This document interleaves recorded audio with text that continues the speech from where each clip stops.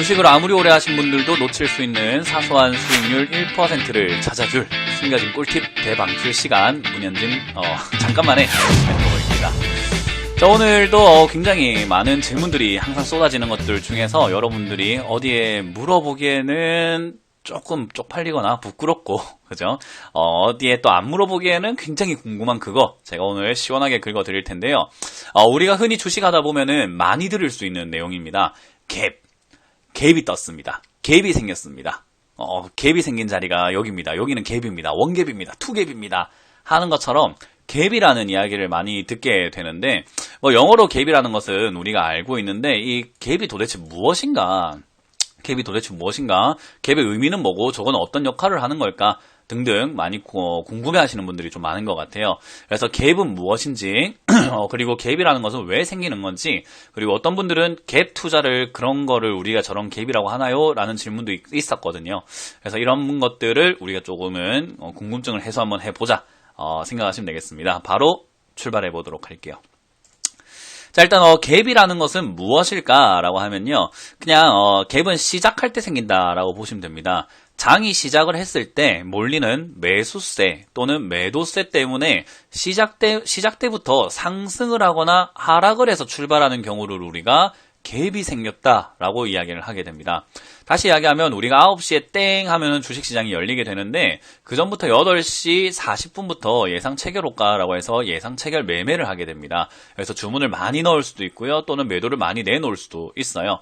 그렇게 나오는 물량들을 보면서 오늘 살려고 하는 사람들이 이만큼 많고 이 정도 가격에서 거래가 시작되는 게 좋겠구나 하고 시작 가격이 뜨거나 시작 가격이 떨어져서 출발하는 경우를 갭이 생겼다라고 표현을 합니다.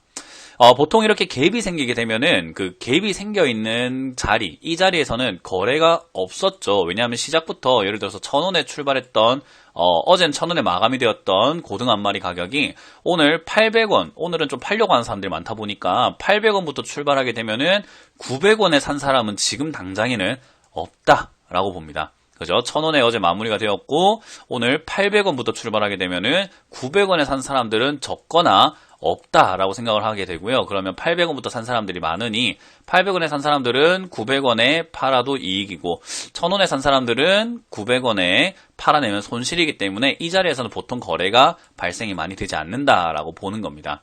그래서 거래가 없었다라고 보기 때문에 보통은 빈 공간으로 보게 되고요. 그 빈 공간을 우리는 보통 매물대가 적다라고 표현을 합니다. 매물대라는 것은 결국 또 물량이 많이 쌓였나 안 쌓였나 뭐 그런 이야기가 나눌 수 있기 때문에 다음번에 이 매물대도 한번 다뤄보도록 할게요. 자, 어쨌든 갭이라는 것은 간단하게 시작부터 그냥 떠버리거나 시작부터 떨어졌을 때 생기는 그런 자리를 말한다라고 생각하면은 별거 아니구나 라고 생각을 해볼 수 있겠죠. 근데 이제 여기에 의미를 많이 부여하시기도 하는데 그 의미를 부여하셔서 매매하실 때 조금 오해를 하고 잘못 투자하시는 분들이 많으셔가지고요. 제가 그 점 잡아보도록 하겠습니다.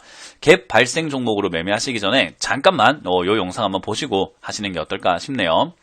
자, 일단 첫 번째, 보통 갭이 생긴 자리는요, 매꾸러 가는 경우들이 많습니다. 이게 무슨 말이냐면요, 갭으로 떨어져 있거나 또는 갭으로 상승을 하게 되면요, 그 갭이 생긴 자리만큼은 그냥 쭉 밀려 내려가거나 쭉 다시 올라가는 경우들이 굉장히 많다라고 보시면 됩니다.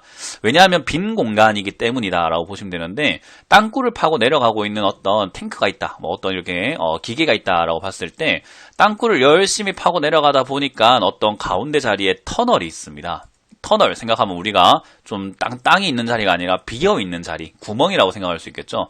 그 구멍에서 이 드릴이 어떻게 갈 것인가, 이 드릴 기계가 어떻게 갈 것인가 하면 툭 떨어져서 그냥 다음 땅부터 파고 내려가기 시작할 가능성이 높죠. 마찬가지로 올라오고 있는 어떤 기계가 있다 한다면은 기계가 열심히 뚫고 올라오다가 이 빈자리는 퐁 점프하고 뛰어서 그냥 갈 수가 있다라는 거죠. 그런 것처럼 갭이 생긴 자리는요, 보통 매꾸러 가버리거나 그 자리는 비어있는 자리이기 때문에 저항과 지지가 많이 일어나지 않아요. 그러니까 저항이 별로 없다라고 보면 되겠죠. 그래서 갭으로 떨어지면은 상승 가능성이 생기고요. 갭으로 오르면 또 하락 가능성이 생깁니다. 그래서 갭으로 떠서 출발하게 되면은 그 자리까지 떨어질 가능성이 생기고, 갭으로 떨어져 출발하게 되면은 그 자리까지 다시 올라갈 가능성이 생긴다라고 보면 됩니다. 이건 지수에서도 많이 볼 수 있는 내용이고요. 뭐 차트에서도 많이 볼 수 있기 때문에 여러분들이 차트를 한번 돌이켜 보시면은 충분히 많이 찾을 수 있는 현상이다라고 생각하시면 되겠습니다. 자, 그러면 이렇게 오를 가능성이 있고 이렇기 때문에 매매 전략으로 활용할 수 있을 것 같은데 어떻게 활용하느냐? 시가부터 상승 출발을 해버리면요. 시가부터 상승 출발, 아침에 시작부터 땡 하고 떠서 출발하는 경우가 있습니다. 그러면 보통 많은 분들이 추가 상승이 있을 거다라고 생각하시는 분들이 많은데 오히려 갑자기 내가 어제 샀는데 오늘 갑자기 아침부터 떠버리면은 팔아야지 하는 사람들이 의외로 많습니다. 왜냐하면 바로 눈 깜짝할 사이 수익이 난 거기 때문에 하룻밤 사이에 수익이 나버리니까 굳이 들고 갈 이유가 없어지고 깜짝 놀라서 팔아버리는 경우가 많습니다. 그래서 시가부터 떠버리게 되면은 밑으로 쭉 빠지는 경우들이 생깁니다. 그래서 그때 따라붙었다가 괜히 시작부터 따라붙었다가 손절하시는 경우들이 좀 많은 것 같은데 그 부분 고치셔야 됩니다. 시가가 상승 출발하게 되면은 추가 상승보다는 일시적 하락이 있을 수 있으니까 매수 시 굉장히 유의해서 어디까지 빠지는지 보고 매수하셔야 되고요. 이왕이면은 단타를 하시는 분들이 아니고서는 굳이 그렇게 뜬 종목은 잡지 않는 것이 좋다. 반대로 시가부터 떨어져 출발하게 되면은 추가 하락보다는 추가 상승, 그러니까 일시적인 상승이 있을 수 있습니다. 그래서 손절을 시작부터 하는 게 아니라 살짝 상승 나오는 거 보고 윗꼬리에서 손절하시거나 약간 손실 줄여서 나오는 방법들이 있다라는 거 기억하시면 되겠죠.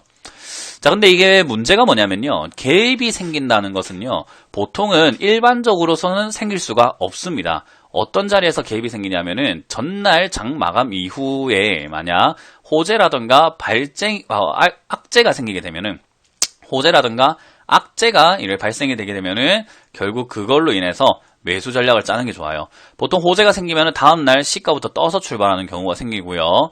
악재가 생기면 다음날 떨어져서 출발하는 경우들이 생깁니다. 대표적으로는 삼자 배정 유상증자로 인해서 급등해서 출발하는 경우 또는 일반 유상증자라든가 또는 무상 감자 이런 것들을 통해서 하락 출발하는 경우들이 대표적으로 볼 수가 있겠네요.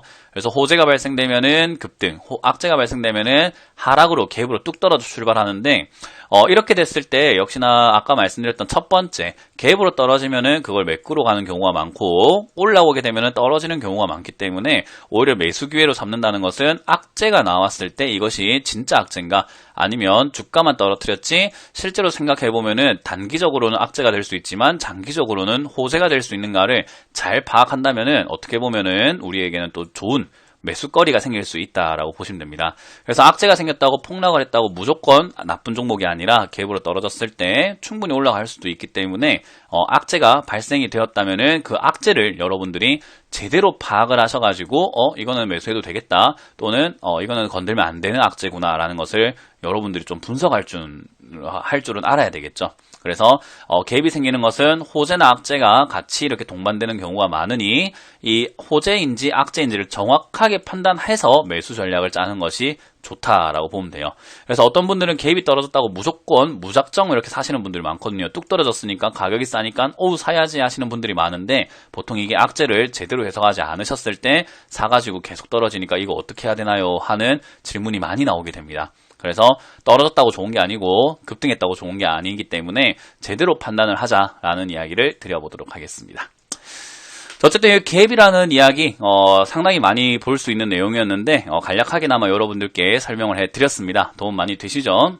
그래서 갭이라는 것은 어찌됐든지 간에 주식을 하다 보면 나올 수 있는 아주 흔한 현상이기 때문에 너무 큰 의미를 부여하기보다는 그냥 이것마저도 우리가 살아가면서 또 주식을 하면서 생길 수 있는 하나의 현상이니까 저것을 매매 전략으로 이용하셔도 좋고 아니면은 그냥 과감하게 무시하셔도 괜찮다. 그래서 너무 큰 의미를 부여하지는 말자라는 조언을 드려보도록 하겠습니다. 자, 이렇게 오늘 잠깐만 마쳐보도록 하고요. 도움 되셨다면 좋아요와 구독 꼭 눌러주시길 바라면서 마무리 짓겠습니다. 지금까지 잠깐만의 문현진 멘토였습니다. 고맙습니다.